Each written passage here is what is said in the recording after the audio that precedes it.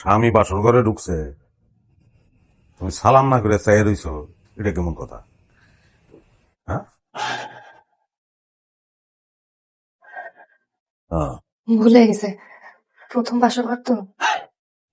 বাসর ঘর তো প্রথমেই হয়, জীবনে একবারই হয় বাসর ঘর, বারবার হয় না। আদাব সালাম এগুলো পারিবারিক শিক্ষা। আমি কি তাইলে আপনার এখন থেকে তুমি কিরকম? এই পাইন মারা বুদ্ধি কাটা দিছে তোমারে? হ্যাঁ, কে তুমি? আপনার নিচে নাম উনি দিব না, স্বামী স্বামী। হ্যাঁ, মাথা রাখতে হইব।